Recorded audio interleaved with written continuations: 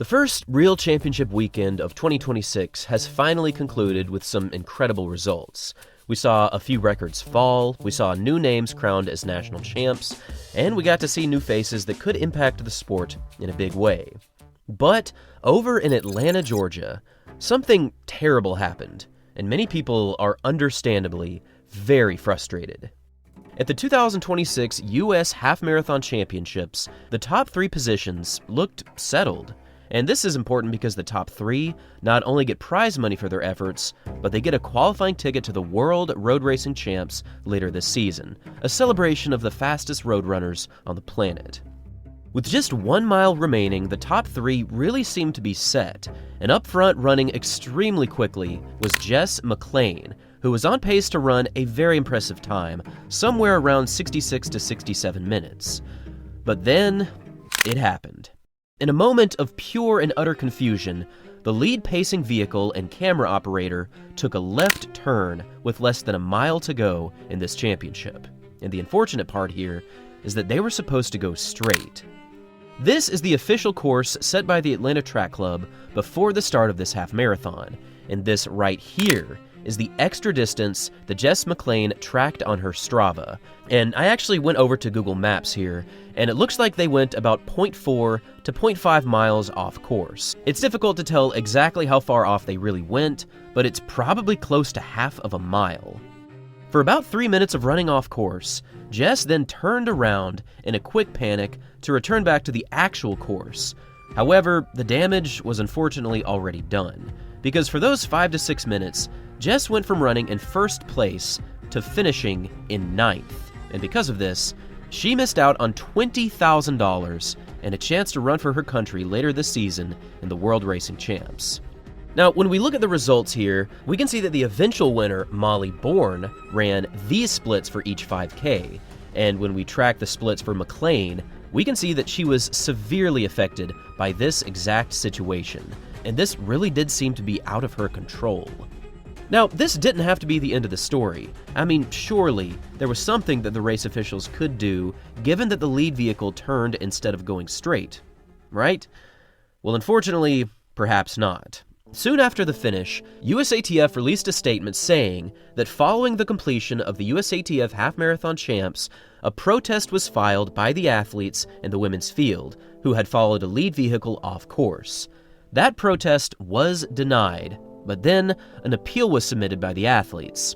The jury of appeals found that the event did not meet USATF Rule 243 and that the course was not adequately marked at the point of misdirection. This violation contributed to the misdirection taken by the athletes within the top 4 at the time of the misdirection. However, the jury of appeals finds no recourse within the USATF rulebook to alter the results of the finish. The results as posted is considered final.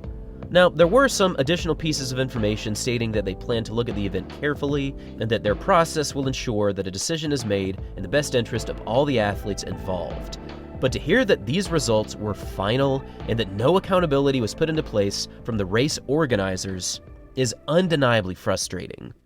This left many people feeling completely helpless based on this situation. Even the eventual winner, Molly Bourne, stated that, "I don't really feel like a US champion," and she also stated that she really feels bad for the lead group and that the rules currently don't allow for Jess McClain or the other original top 3 to qualify for the world team because they finished beyond 5th place, which is simply unacceptable. Within just a few hours of this race finishing, there were so many angry posts being put up online about how unfair this actually is, because at the end of the day, the racer simply followed a car off course, so how could the inevitable winner not be given some form of compensation beyond just 9th place? Now, I wanted to step away from this script for a second because there are many people saying that they should have known this course. And I want to put up the picture of this course once again because imagine you're in first place, imagine you're running very quickly, probably close to 5:20 per mile, if not faster. You're telling me that you know every single turn of this course by heart. I highly doubt that. Also, it's important to add here that the full marathon course actually did include this section that McClain ran here, and if you take a closer look at some of the pictures,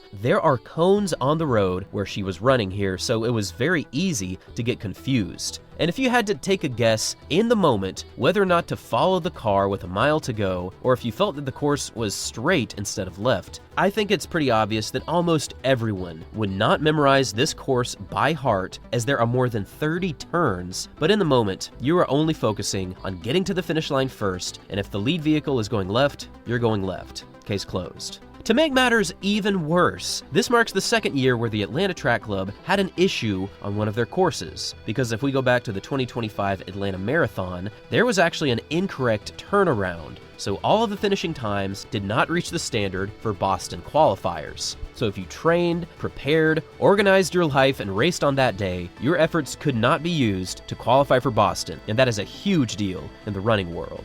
These issues simply should not happen, and for this wrong turn here, it could have easily been mitigated with a simple person standing here pointing in the right direction. It really could have been that simple. However, it also is important to mention that these things do happen, and that the race officials and many of the people involved here likely feel terrible, so it's important to account for that moving forward. But at this point in the situation, what exactly should the Atlanta Track Club do? Should they rerun the race in an attempt to reach the full half marathon without issues? Should they simply reinstate the top three as first, second, and third? Well, I think the best recommendation currently comes from Jonathan Galt's article on Let's Run. Now, this article goes through the full situation in great detail, so I'll make sure to leave a link in the description down below. But at the end of the article, he offers what I think is a pretty balanced solution.